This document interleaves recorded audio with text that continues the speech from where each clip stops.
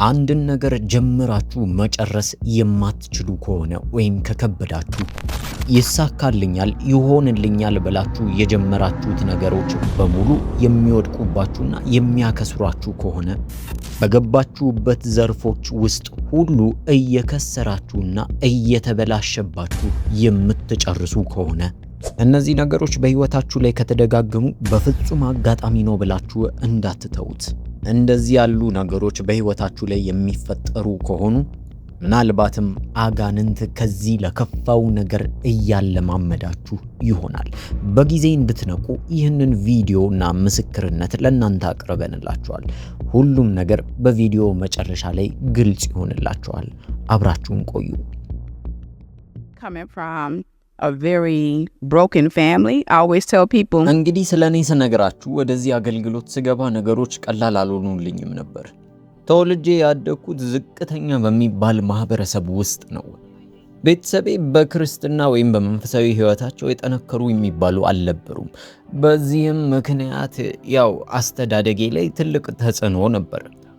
አንድ ነገር ልንገራችሁ፣ ብዙ ጊዜ የምታድጉበት አካባቢ ክርስትና ያለበት ወይም ጌታ ኢየሱስ ክርስቶስ የሚታወቅበት ካልሆነ በአጋንንት ተጽዕኖ ስር ለመውደቅ እጅግ በጣም ቅርብ ትሆናላችሁ። ለኔም ነገሮች አልጋ ባልጋ አልሆኑልኝም ነበር። እጅግ በጣም ከባድ ነው። ከመንፈሳዊነት ይልቅ ወደ ዓለማዊነት ለመሄድ እጅግ በጣም የቀረብኩና የተገፋው ነበርኩ። ገና 18 ዓመቴ ያለው ነው ብዙ ዓለም ላይ ያሉ ሰዎች የሚያደርጉትን ነገሮች ማድረግ የጀመርኩት። የተለያዩ ታቶዎችን በሰውነቶቼ ላይ መነቀስ ጀመርኩኝ።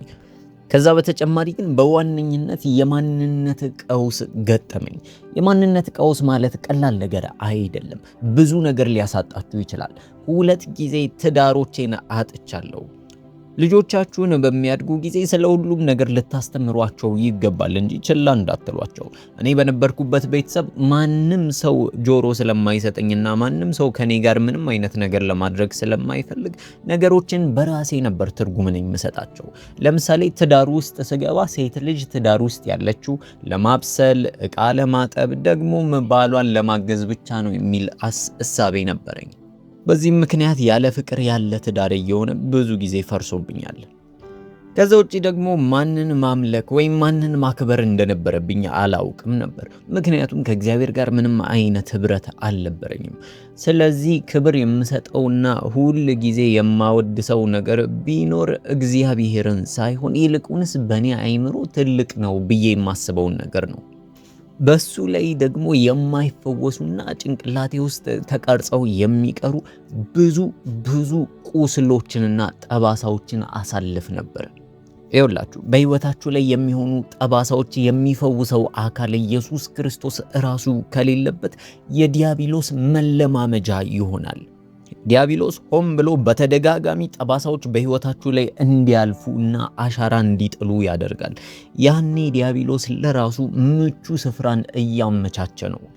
እነዚህ ጠባሳዎች እስካልተፈወሱ ድረስ እነዚህ ጠባሳዎች የፈጠሩባችሁን እናንተ ራሳችሁ ትሆኑታላችሁ። ለምሳሌ አባትየው ቤት ውስጥ ሁሉ ጊዜ ሲገባ እየጠጣ እናትየዋን የሚደበድባት ከሆነና በቤት ውስጥ ያ ትንሽ ልጅ ይህንን እያየ የሚያድግ ከሆነና ኢየሱስ ክርስቶስ በጊዜ ካልፈወሰው ያ ልጅ አባቱን መምሰሉ አይቀርም። ለዚህ ነው ትልቁ የዲያብሎስ ወጥመድ አንዱ ሰዎች ህይወት ላይ ጠባሳና አሻራን ማሳረፍ ነው። ይህን የምታዳምጡ ልትጠነቀቁ ይገባል። ያላችሁ የልጅነት ትዝታ እጅግ በጣም መጥፎ ከሆነና አሁንም በህይወታችሁ ላይ ተጽዕኖ የሚያደርግ ከሆነ ልትፈወሱ ይገባል እንጂ ከነቁስላችሁ አትኑሩ። ምክንያቱም አንድ ቀን ያጠምዳችኋል። ዲያብሎስ በዛ ቁስል አማካኝነት ያ ቁስል የተፈጠረበትን ሁኔታ እንድትሆኑ ያደርጋችኋል። እኔም ይህንን የሚነግረኝ ሰው በጊዜው አልነበረም። ስለዚህ የበለጠ ቁስሎቼን ተሸክሜ ወደ ዓለም ዘልቄ መግባት ጀመርኩኝ። እኔም ከልጅነቴ ጀምሮ በህይወቴ ላይ ሰዎችን እንዳላምን አድርጌ ተቀርጬ ነበር። ምክንያቱም የገዛ ቤተሰቦቼን እንኳን እንዳምናቸው አይፈቅዱልኝም ነበር። የሚታመኑ ቤተሰቦች አልነበሩኝም። ታዲያ ባደኩኝ ጊዜ ሚስት ማለት የምታግዝ፣ ባሏን የምትረዳ እንዲሁም የቤት ስራዎችን የምትሰራ እንደሆነ አውቅ ነበር። ይህ መልካም አስተሳሰብ ነው። ነገር ግን በዛው ልክ ሰዎችን እንዳላምን ተደርጌ ስለተቀረጽኩ ያ ደግሞ የገዛ ባለቤቴን እንዳላምነው ሆንኩ። ሁለቱን ማመጣጠን እጅግ በጣም የሚከብድ ነገር ነበር። በሚያሳዝን ሁኔታ ማንም አቅጣጫ የሚያሳየኝ አልነበረም። ነገር ግን አባቴ ከእንደዛ አይነት ህይወት አሁን ላይ ጌታ ኢየሱስ ክርስቶስን አግኝቶ በቤተ ክርስቲያን ውስጥ በድቁንና ያገለግል ነበር። ስለዚህ በዛ ሰዓት ጭንቅላቴ ያንን የወሰደው እኔም ልክ ሳረጅና በአባቴ እድሜ ላይ ስሆን ነገሮችን አስተካክዬ ወደ ቤተ ክርስቲያን እሄዳለሁ የሚል እሳቤ ነበረኝ። በዛ እድሜ በዛ ትዳሬ ውስጥ ሆኜ መዳን እንደሚቻል አላውቅም ነበር። በቃ የኔ ዓላማ ይሄ ነበር። ልክ ካረጀው በኋላ እድንና ወደ መንግስተ ሰማያት እገባለሁ የሚል አስተሳሰብ ነበረኝ። በሰዓቱ በዓለም ውስጥ ሆኜ ማድረግ ያሻኝን ነገርና ማድረግ የምፈልጋቸውን ነገሮች በሙሉ ያለምንም ከልካይነት አደርጋለሁ። ታዲያ ህይወት ወደዚህ አንዴ ወደዚያ እየወሰደችኝ በነበረበት ሰዓት ነበረ የመጀመሪያ ባለቤቴን የተዋወቅኩት። ብዙም ሳንቆይ ቀጥታ ወደ ትዳር ነበር የገባ ነው። አስታውሳለሁ ከባለቤቴ ጋር ልንጋባ የነበረበት ሰሞን ላይ ነበር ጌታ ኢየሱስ ክርስቶስን እንደ ግል አዳኝ አድርጌ የተቀበልኩት። ነገር ግን ለሰሚው ነው እንጂ እንደዚህ የሆነው በትክክለኛ መንገድ ክርስቶስን አልተከተልኩትም ነበር። አሁንም በዓለም ላይ ሆኜ ነገር ግን በአፌ ክርስቶስን ተቀብዬ ነበር። አስታውሳለሁ አንድ ቀን ከመጋባታችን በፊት ከሌላ ሴት ጓደኛዬ ጋር ከጭፈራ ቤት ወደ ቤት ሰክረን ጠጥተን እየነዳን ሳለ እሷ እያለቀሰች ካሁን በኋላ ክርስቶስ ኢየሱስ እንደ ግል አዳኛችን አድርገን እንቀበል ብላ እንደ ቀልድ የነገረችኝ። ታዲያ እንደዚህ እንደ ቀልድ ያለችው ነገር እኔንም ልቤን ነካኝና ኢየሱስ ክርስቶስ እንደ ግል አዳኛችን አድርገን ተቀበልን። ያው አሰራሩ ልዩ አይደለ? ታዲያ በዚህ መንገድ ነበረ የመጀመሪያው መንፈሳዊ ጉዞዬ የጀመረው። ነገሮች ቀላል አይደሉም። በህይወቴ እናትና አባቴ ያሳደጉኝ ወይም ደግሞ ሲያደርጉ ያሳዩኝ ነገሮች መልካም አልነበሩም። ለምሳሌ አባቴ ጌታ ኢየሱስ ክርስቶስን እንደ ግል አዳኙ ከተቀበለ በኋላ እንኳን በቤተ ክርስቲያን ውስጥ በኳየር እና በፒያኖ ላይ ያገለግላል። ነገር ግን ቤት ውስጥ ሲመጣ ያ አመሉ አልለቀቀውም ነበር። ለመላቀቅ እጅግ በጣም ከብዶታል። እናቴም ልክ እንደዛው ቤተ ክርስቲያን ውስጥ ትውላለች። ነገር ግን ቤት ውስጥ የምታሳየው ጸባይ ደግሞ ይለይ ነበር። ያው ምንም እንኳን ቤተ ክርስቲያን ውስጥ መንፈሳዊ ለመሆን ቢሞክሩም ነገር ግን በቤት ውስጥ የነበራቸው ጸባይ ልክ እንደዛ አልነበረም። ታዲያ ልክ እንደዚህ በህይወት ላይ ገባ ወጣ እያልኩኝ በመንፈሳዊ ዓለምም ላይ ደግሞ በምድራዊ ዓለም ላይ እየተጫወትኩ ሳለ ነበረ ያንን የመጀመሪያ ባለቤቴን ያገኘሁት። ከባለቤቴ ጋር ከተገናኘም በኋላና ከተጋባም በኋላ ባለቤቴ ብዙ ክትትል ያበዛብኝ ነበር። በሚያሳዝን ሁኔታ እኔም ታማኝ ሆኜ አልገኝለትም ነበር። በብዙ ኃጢያቶች እቸገራለሁ። ከባለቤቴ ጋር በምኖርበት በመጀመሪያዎቹ ጥቂት ዓመታቶች ውስጥ ነገሮች ሁሉ የተስተካከሉና ምቹ ይመስሉ ነበር። ነገር ግን ጊዜ እየሄደ በመጣ ቁጥር እኔም እጅግ በጣም እየተቸገርኩና ልክ የአባቴን ባህሪ እየያዝኩኝና በቤት ውስጥ የአባቴን ባህሪ እያየሁ መጣው። ከዚህ በበለጠ ግን በባለቤቴ ላይ አንድ ነገር ተመለከትኩኝ። ባለቤቴ ምንም እንኳን ደህና ሰው ቢመስልም የኤልዛቤል መንፈስ በላዩ ላይ አድሮ ነበር። ይህንን ለመረዳት ብዙ ጊዜ ወስዶብኛል። ነገር ግን በሚያሳዝን ሁኔታ በኤልዛቤል መንፈስ ተይዟል። ብዙ ሰዎች የኤልዛቤል መንፈስ በሴቶች ላይ ብቻ የሚሰራ ይመስላቸዋል። አይደለም፣ በፍጹም በወንዶችም ጭምር ላይ ይሰራል። እኔ እንደምረዳው ከሆነ የኤልዛቤል መንፈስ የጀመረው ገና በቃየን ጊዜ ነበር። ቃየን በወንድሙ ላይ ተነስቶ ወንድሙን በቅናት ሲገለው አያችሁ። የኤልዛቤል መንፈስ ማለት ማንኛውም ሰው ወይም ደግሞ ማንኛውም መናፍስት የእግዚአብሔር ሰዎች የሆኑትንና እግዚአብሔርን የሚፈሩት ላይ ሲነሱባቸው ማለት ነው። ኤልዛቤልም ልክ እንደዚህ ነበር ያደረገችው። እነዚህ መናፍስቶች እነዛ የእግዚአብሔር መንፈስ ያደረባቸውን ሰዎች መግደል ይፈልጋሉ። እነዛን ሰዎች ማጥቃት እጅግ በጣም ይናፍቃሉ። ታዲያ እኔም በዚህ ግንኙነት ውስጥ ሆኜ ማለትም ከቀድሞ ባለቤቴ ጋር በነበረኝ ግንኙነት በጣም ሰቃይ ነበር። ምክንያቱም ዕለት ተዕለት ይደበድበኛል። አስታውሳለሁ የቀድሞ ባለቤቴ ልክ እንደ ዕቃ ነበር የሚቆጥረኝ። ምክንያቱም በየቀኑ አንገቴን ልክ ወንድ እንደሚያንቅ አይነት ያደርግና እንቃርቦ ትንፋሽ እስከሚያጥረኝና አንዳንድ ጊዜ ራሴን እስክስት ድረስ ይጎዳኝ ነበር። ከዛም አልፎ ባስ ሲልበት ያነሳኝና ልክ እንደ ዕቃ ወርውሮ ያፈርጠኝ ነበር። ይህ ሁሉ በደል ይደርስብኝ የነበረው ባለቤቴን ስለምጠረጥረው ነበር። ቀድሞ እንዳልኳችሁ ሰዎችን ማመን አልችልም ነበር። ይህ ከልጅነቴ ጀምሮ የተቀረጸብኝ ዲያብሎስ የጣለብኝ አሻራ ነበር። በሚያሳዝን ሁኔታ ባለቤቴ ራሱ አይታመንልኝም ነበር። ለዛም ነበር ልክ እውነቱን ሳጋልጥ ወዲያውኑ የሚደበድበኝና የሚጨቁነኝ። እኔ ደግሞ በአስተዳደጌ በፍጹም አንድ መጥፎ ነገር እየተደረገ ወይም ደግሞ እኔን የሚጎዳኝ ነገር እየተደረገ ዝም ማለት አልችልም። እንዲሁም የበለጠ ያንን ነገር እመረምረዋለሁ። እኔም በውስጤ ከፍተኛ ጥርጣሬ ስለነበረ በየጊዜው ወደ እኔ ሲመጣ ስልኩን ጎርጉሬ እከፍትና የሚያደርጋቸውን ነገሮች እመለከት ነበር። በጣም ልብ የሚሰብር ነገሮችን ነበር የማየው። ምክንያቱም አንድ ወይም ሁለት ሳይሆን ከዛ በላይ ሌሎች ሴቶችን ያወራና ይማግጥብኝ ነበር። ከብዙ ልፋትና ከብዙ መስዋዕትነት በኋላ እንደምንም ብዬ ከመጀመሪያ ባለቤቴ ጋር ለመፈታት ቻልኩኝ። ነገሮች ቀላል ባይሆኑም እግዚአብሔር ግን ረዳኝ። ታዲያ ከሱ ጋር ከመለያየታችን በፊት አንድ ማስጠንቀቂያ የሚመስል ህልም ተመለከትኩኝ። ታዲያ በዚህ ህልም ውስጥ ልክ በመኖሪያ ቤቴ ላይ የነበረው ሶፋ ላይ ቁጭ ብዬ ነበር። በሩ ጋም አንድ የቅርብ ዘመዴ የሆነውን አጎቴን ተመለከትኩት። ይህ የቅርብ አጎቴ ከቀድሞ ባለቤቴ ጋር አብሮ ይሰራ ነበር። አጎቴንም ስመለከተው ልክ ለቅሶ ላይ እንደሚደረግ አይነት ልብስ አድርጓል፣ ጥቁር ኮፍያ አድርጓል። አየኝና ጭንቅላቱን ከግራ ወደ ቀኝ መጥፎ ነገር እንዳያስመስሎ ነቀነቀ። ከዛ በተጨማሪ ደረጃው ላይ አንድ ነጭ በነጭ የለበሰ ሰው የኔንም የሱንም አይን እያየ የሆነ ነገር ከታች ካለው ከእጁ ላይ ከያዘው መጻፊያ ላይ ይጽፍ ነበር። በዚህ ውስጥ አንድ ነገር ገባኝ። እነሱ የሚመለከቱት ሰው ችግር ውስጥ ሊገባ ያለ ሰው እንደሆነ ገባኝ። ያ የሚመለከቱት ደግሞ እኔን ነበር። ታዲያ በዛው በህልም ውስጥ እንዳለው ተነሳውና በእነሱ መካከል ቆምኩኝ። አጎቴም በድጋሚ ሳየው አሁንም ጭንቅላቱን ከግራ ወደ ቀኝ ይነቀንቅ ነበር። ነጭ በነጭ የለበሰውንም ሰው ቀረብ ብዬ ስመለከተው እሱም የሆነ ነገር እየጻፈ ነበር። ምን እንደሆነ ግን አልገባኝም። ከዚህ በኋላ እነሱን ትቼ ወደ መኝታ ቤቴ ስገባ ባለቤቴ ከአንድ ሴት ጋር አብሮ ተኝቶ አየሁት። ይቺን ሴት አላቃትም ነበር። አልጋ ልብሱን ለብሰው ጭንቅላታቸው ብቻ ነበር የሚታየኝ።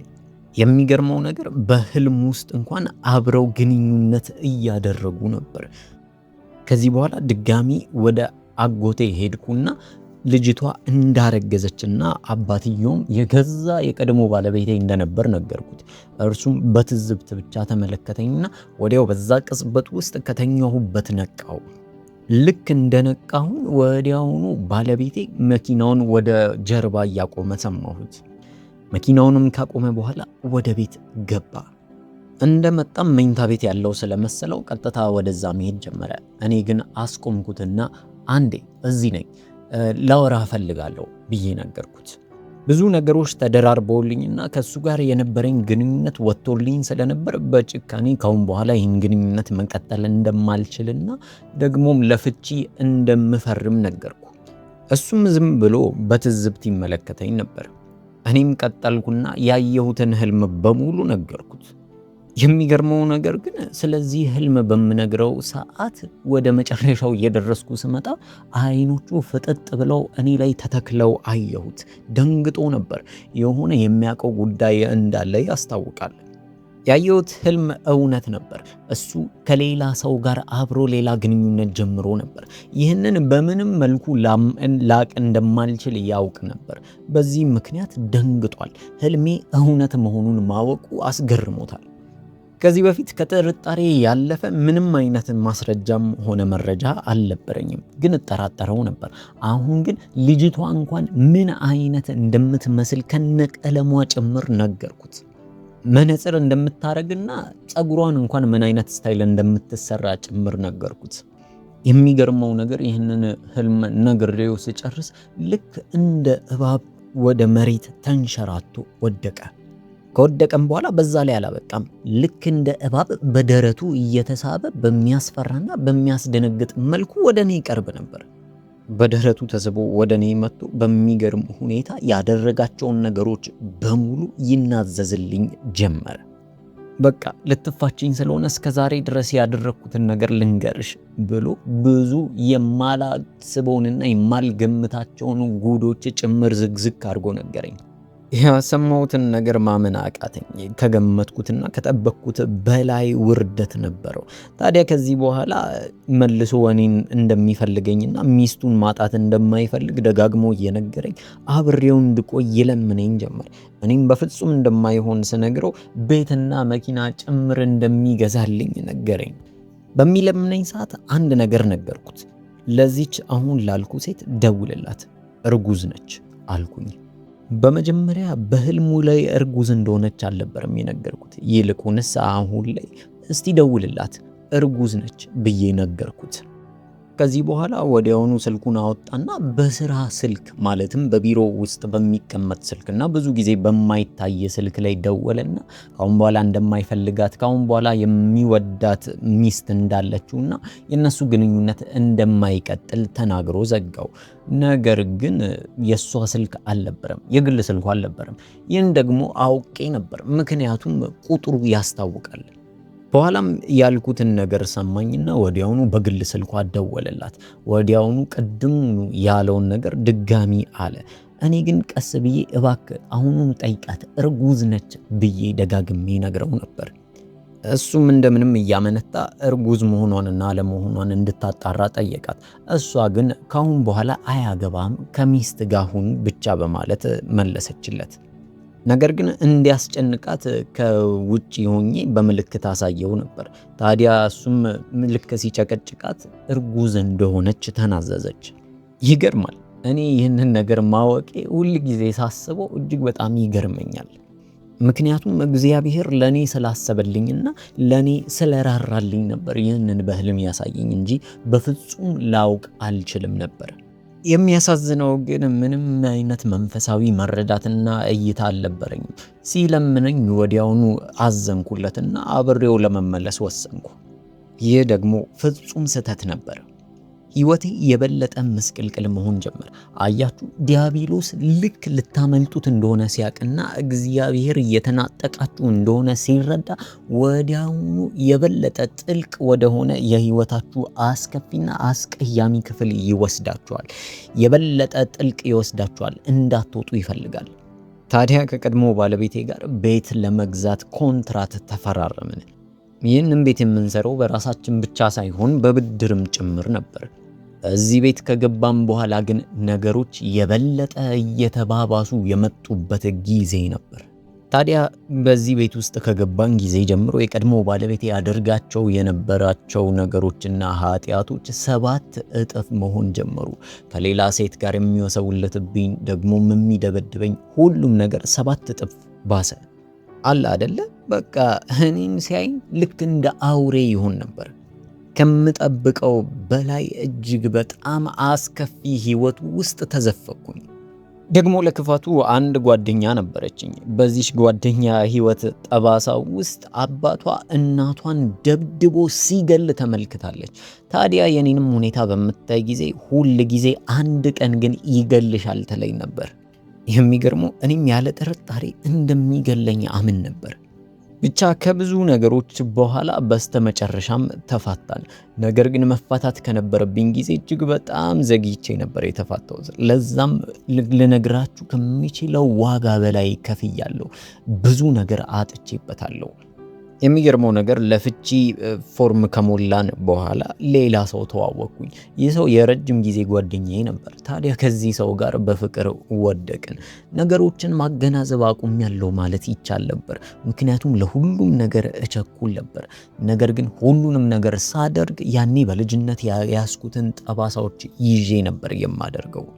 ታዲያ ከመጀመሪያ ባለቤት ጋር የነበረኝም ፍቺ እንደጨረስኩኝ ከሁለተኛ ከተዋወቅኩት ሰው ጋር ወይም ከሁለተኛ ባለቤቴ ጋር ተፈራረምንና ተጋባን። በዚህም ጊዜ ዙር 2 ከዲያብሎስ ጋር ፍልሚያ ጀመርኩ። በሰዓቱ በሁለተኛው ትዳሬ ውስጥ የበለጠ ከቀድሞ የተሻለ ለእግዚአብሔር እየቀረብኩኝ ነበር። የሚገርመው አሁን ላይ ግን ሳስበው ለካ የመጀመሪያ ባሌን ልክ እንደ አምላክ አድርጌው ነበር። ማለትም በቃ የሚለውን ነገር በሙሉ እሺ ብዬ ነበር የምቀበለው። እሱ ልክ እንዳልሆነ እያወቅኩና እግዚአብሔር ከዛ ግንኙነት ውስጥ እንድወጣ እንደሚፈልግ እያወቅኩኝ እንኳን እግዚአብሔርን አልታዘዝም፣ ይልቅንም እሱን ነበር የምታዘዘው። አያችሁ፣ በህይወታችሁ ላይ እግዚአብሔርን የሚሸፍንባችሁ ነገር ከሆነ ወይም ደግሞ እግዚአብሔር ከሚያዛችሁ ትእዛዝ ውጪ የሚያስወጣችሁ ነገር ካለ ወይም ደግሞ መውጣት ያለባችሁ ነገር ግን የማትወጡበትን ነገር ካለ ከእግዚአብሔር በላይ ያስበለጣችሁት ነው ማለት ነው። እግዚአብሔር እየተናገረ አይ ይሄ ይበጀኛል የምትሉ ከሆነ ይህ ከጣዖት አምልኮ አይተናነስም። ያ ከልክ በላይ የወደዳችሁትና ከልክ በላይ ቦታ የሰጣችሁት ነገር ጣዖት እየሆነባችሁ ይመጣል። ጣዖት ማለት ልክ እንደ ድሮ ጊዜ ግዴታ የሆነ ነገር ተቀርጾ የሆነ ነገር ተስሎ የሚመጣ መሆን የለበትም።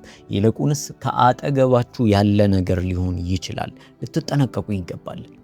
ታዲያ እኔም በሁለተኛው በችኮላ በገባውበት ትዳር ውስጥ ሁለተኛው ባለቤቴ እህቱ በከባድ ጥንቁልና ውስጥ እንደተሳሰረች አወቅኩ። የሚያሳዝነው ግን ይቺ እህት በሙሉነቷ ትጠላኝ ነበር። የሚገርመው እቺ እህት ትዳራችንን ልትቆጣጠረው ትፈልግ ነበር። ሁል ጊዜ በተገናኘን ቁጥር ምንም አይነት ችግር ካለባችሁ ከሱ ጋር ሳይሆን ከኔ ጋር መተሽ ትፈችዋለሽ ትለኛለች። ሌላ ጊዜ ደግሞ ትመጣ እኔን እንደምልሽ ብቻ ታደርጊያለሽ እንጂ ከዛ ውጪ ለኔ ሳትነግሪኝ ምንም የተለየ ነገር እንዳታረጊ ብላ ታዘኛለች። እኔ ግን በዚህ መንገድ ማደግ ስለነበረብኝ አሁን ላይ ያንን ነገር እቃወመው ነበር። ታዲያ የምትለውን ነገሮች በሙሉ ማድረግ አልፈልግም። ይቺ እህቴን ብቻ ሳይሆን መላ ቤተሰቡን የምታሽከረክርና የምትቆጣጠር ነበረች። በባህሪዋም እጅግ በጣም ቁጡና ተበሳጪ ስለሆነች ሁሉም ይፈራታል። ታዲያ በዚህ መሃል ሁለተኛው ባሌ የነበረው ሰው ወደ ሀገር ቤቱ ተመለሰ። ለጥቂት ጊዜ ነበር የሄደው። በዚህም አጋጣሚ የበለጠ ከእግዚአብሔር ጋር ቅርብ ለመሆን ጊዜ አገኘው። ታዲያ ከዚህ በኋላ ባለቤቴ ከሄደበት ስፍራ ከጥቂት ጊዜ በኋላ ተመለሰ። ሲመለስ በሚገርም ሁኔታ የሆነ የተጠቀለለ ነገር በሰውነቱ ላይ አስለጥፎ ነበር የመጣው። ታዲያ ምን እንደሆነ ስጠይቀው ባህል እንደሆነ ብቻ ነበር ነግሮኝ የተወው። ታዲያ ግን ይህ የተጠቀለለውና የተለጠፈው ነገር እጅግ በጣም ይሸት ነበር። መጥፎ ሽታና መጥፎ ጠረንን ያወጣ ነበር። ታዲያ ቤቱንም አወደው። ታዲያ በሰዓቱ እኔ ይህንን ሽታ እያሸተትኩኝ መዋል አልቻልኩም ነበር። ወደ እንቅልፍ ሰዓታችንም ስንሄድ ባለቤቴ ሌላ ቦታ እንዲሄድና እንዲተኛ ማለትም መኝታ ቤት ሳይሆን ሳሎን ሄዶ እንዲተኛ አዘዝኩት። በእርግጥ ትንሽ ቢያጋጨንምና ትንሽ ቢያጨቃጭቀንም በስተመጨረሻ ተስማማና ያንን ነገር ማውለቅ እንደሌለበትና እንደማያወልቅ ስለነገረኝ መኝታ ቤቱን ትቶ ወደ ሳሎን ሄዶ አደረ። ያው በሰዓቱ ያጨቃጨቀን አንቺ ባህሌን አታከብሪም፣ እኔ ደግሞ ይሄ ነገር ይሸታል ያመኛል በማለት ነበር። በነጋታው ባለቤቴ ወደ ስራ ወጣና እኔም በመኝታዬ ላይ ትንሽ ከቆየው በኋላ አንድ ነገር ወደ ውስጤ መጣ። እግዚአብሔር ተናገረኝ፣ ሂጂና የተኛበትን ክፍል ፈትሺ አለኝ። እኔም የተኛበትን ክፍል ስፈትሽ አንድ ጥቁር ቦርሳ መሬት ላይ ወድቆ አገኘው። እዚህ ጥቁር ቦርሳ ውስጥ አንድ ቅባት የሚመስል ብልቃጥ ነበረ። ታዲያ ወዲያውኑ የሆነ ድምፅ ወደ ውስጤ መጣ። ያንን ቅባት አውጥቼ እንድጥለው አዘዘኝ። እኔም ይህ ድምፅ ከመንፈስ ቅዱስ እንደሆነ ስላወቅኩኝ የእግዚአብሔርን ድምፅ በዛ ሰሞን እየተለማመድኩኝ ስለነበር ወዲያውኑ ደቂቃ ሳልፈጅ ያንን ቅባት አውጥቼ ጣልኩኝና እኔ ጋር የነበረ ዘይት ላይ ጸልዬ በኢየሱስ ደም ቤቴ ተሸፍኗል እያልኩኝ በየቤቱ ማዕዘን ላይ ቀባሁት። የሚገርመው ነገር ይህንን ካደረግኩኝ በኋላ ወዲያውኑ ውስጤ በሰላም ተሞላ፣ ደስተኛ ሆንኩ። ከዚህ በኋላ በሰላም ቤቴ በተቀመጥኩበት ከጥቂት ሰዓታት በኋላ ሌላ ከባድ የሆነ ሽታ መጣ። ይህ ሽታ ደግሞ ልክ እንደ ሞተ ሰው ወይም ደግሞ የሞተ አይጥ በቤት ውስጥ ሲኖር እንዳለው ሽታ እጅግ በጣም የከፋና የሚከብድ ነበር። ይህ ሽታ ከየት እንደሚመጣ አላወቅኩም ነበር። እንደምንም በአፍንጫዬ እያነፈነፍኩኝ ይህ ሽታ ወዳለበት ስፍራ ለመሄድ ሞከርኩኝ። አንዴ ፍሪጁን ከፍቷለሁ፣ አንዴ ኮመዲኖን ከፍቷለሁ። ነገር ግን ይህ ሽታ ያለበትን ምንጭ ላውቅ አልቻልኩም። ታዲያ ወደ ስቶቬ ጋር ደረስኩኝና ከታች ያለውን መሳቢያ ክፍት ሳደርገው አንድ አይቸው የማላቅ ሌላ ጥቁር ቦርሳ አገኘው። ይህም ቦርሳቸው ስለማላቅ እጅግ በጣም እየተገረምኩኝ ቦርሳውን ከፍቼ ውስጡ ያለውን ገና ለማየት ቦርሳውን ዚፕ ልክ ስከፍተው ሽታው ወዲያውኑ አወደኝ። ይህ የሽታ ምንጭ ይህ ቦርሳ እንደነበር ወዲያውኑ ገባች። ሽታው እጅግ በጣም ከባድና ለመቋቋም የሚከብድ ነው። በዚህ ቦርሳ ውስጥ የነበረው አንድ የሆነ በፌስታል የተጠቀለለና በፕላስተር የታሸገ ነገር ነው። ዙሪያው በትላትል የተከበበ ነው። እኔም ጭንቅላቴ ውስጥ ትልቅ ጥያቄ ተፈጠረብኝ። ወዲያውኑ ለሁለተኛው ባለቤቴ ቴክስት አደረኩለት። ይሄ ሽታ የሚያመነጨው ነገር በዚህ ቦታ ውስጥ ያገኘሁት ምንድነው ብዬ ጠየቁ። እርሱም እንደማያውቅና ሲመጣ እንዲያየው ውጪ ላይ በሳጠራው ጎን ብቻ እንዳስቀምጠው ነገረኝ። እኔ ግን በውስጤ ይህ ከጥንቆላ ጋር የተያያዘ ንብረት እንደሆነና ደግሞም በቤቴ ውስጥ ሊሆን እንደማይገባ አውቄ ነበር። እኔም ሲመለስ የግድ ወደ ቤት እንደምንም ብሎ እንደሚያስገባው ስለገባኝ ወዲያውኑ አውጥቼ የማይገኝበትና ወደ ቆሻሻ መጣያ ውስጥ ጣልኩት። ይህን ሳደርግ ግን ከባድ የሆነ ተቃውሞና እንደሚጣላኝ እንደሚጋጨኝ አውቅ ነበር። ታዲያ እንደተጠበቀውም እሱም ከስራ ምሽቶ ወደ ቤት መጣና የመጀመሪያው ጥያቄ ከእንዴት ነሽ በፊት የታለ ዕቃው ነበር። ታዲያ እኔም እንደጣልኩትና መቼም እንደማያገኘው ስነግረው አበደብኝ። እጅግ በጣም ተቆጣ፣ ተናደደ። ወዲያውኑ ለእህቱ ደውሎ የተፈጠረውን ነገር አስረዳት። እርሷ ደግሞ ከሱ የባሰ እየተቆጣችና እየጮኸች እየተናደደች ተናገረች። ይባስ ብለው በንዴት እየተባበሩ እቺ እኮ የማትረባ ሴት ነች እያሉ ይሰድቡኝ ነበር። ወዲያውኑ ውስጤ መመለስ እንደሌለብኝ ይነግረኝ ነበር። በስጋ መናገርና መገለጥ እፈልግ ነበር። ነገር ግን መንፈስ ቅዱስ ለነሱ መልስ መስጠት እንደሌለብኝና በዚህ ሰዓት ስሜታዊ መሆን እንደሌለብኝ አስረዳኝ። በቃ እሱ ግን የሚያደርገውን አጣ። 10 ጊዜ ይቁነጠንጣል፣ አንዴ ይወጣል፣ አንዴ ወደ ቤት ይገባል። በቃ የሚሆነውን ነገር ነበር ያጣው። ከዚህ በኋላ ዝምታዬን እየተመለከተ ጭራሽ ይባባስበት ነበር። ተቆጣኝ። ከዛ በስተመጨረሻ ላይ እንደሚተወኝና አሁኑኑ ፍቺ እንደሚፈጽም ነገረኝ። የሚገርመው ነገር ያለውን ቃል እዛው ጋር ነበር የፈጸመው። ምክንያቱም እኔን እንደዛ እያለኝ በስልክ በራሱ በትውልድ ቋንቋው እየጮኸ እያወራ ደግሞ አንዳንዴ በእንግሊዘኛ እያወራ እየተሳደበኝ እንድሰማው ሲል በእንግሊዘኛ እያወራ ይሳደበኝ ነበር። ታዲያ ወዲያውኑ ልብሶቹን በሙሉ ሰብስቦ ሻንጣ ውስጥ ከተተ። የሚገርመው ልብሶቹን ለመሰብሰብ እንኳን 30 ደቂቃ ያክል አልፈጀበትም ነበር። ወዲያውኑ ነበር የጨረሰው። በስተመጨረሻም ልብሶቹን በሻንጣ ውስጥ ሰብስቦ ጥሎኝ ወጣ። ከዚህ በኋላ ከሁለተኛ ባለቤቴም ጋር ፍቺን ፈጸምን። በስተመጨረሻም ግን ከሁለተኛው ባለቤቴ የነበረው ሰው ጋር እንደ መጀመሪያው አልነበርንም። ምክንያቱም ያው ከተፋታንም በኋላ ልክ እንደ ጓደኛ ጤነኛ የሆነ ህብረት ነበረን።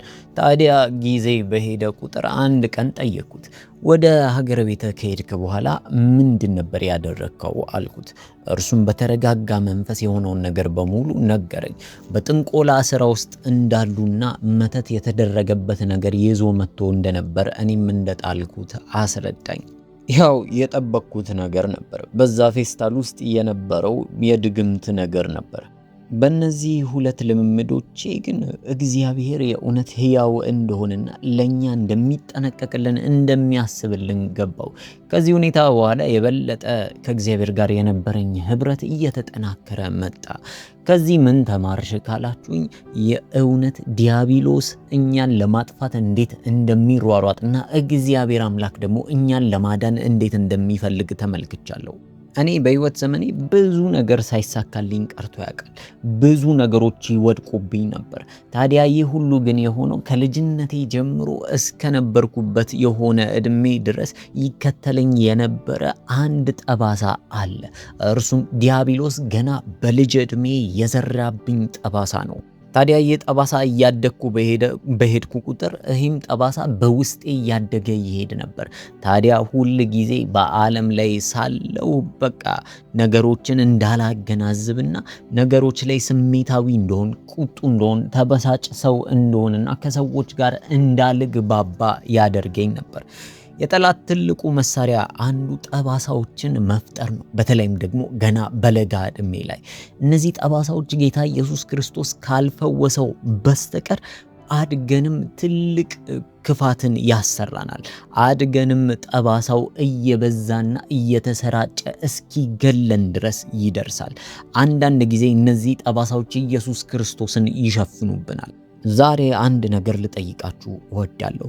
በህይወታችሁ ውስጥ ምን አይነት ጠባሳ አለ? በልጅነታችሁ ወይም ደግሞ በትልቅ ዕድሜያችሁ ምን አይነት ክፉ ነገሮችን አሳልፋችሁ ታውቃላችሁ? አዎ፣ ብዙ ያያችሁት የሚከብዱ ነገሮች በህይወታችሁ ላይ አሻራን ጥለው ሊያልፉ ይችላሉ። ዋናው ቁም ነገር ግን መፈወስ መቻላችሁ ነው። ከነዚህ ጠባሳዎች ካላገገማችሁና ካልተፈወሳችሁ በስተቀር ህይወታችሁ መስመር ይስታል። እስቲ ኮሜንት ሴክሽን ላይ ያለባችሁን ጠባሳ ጽፋችሁ ጌታ ሆይ ከዚህ ነገር ነፃ አውጣኝ እያላችሁ አጋሩ። እኛም የጸሎት ርዕስ አድርገን እንጸልይላችኋለን። ተባረኩ።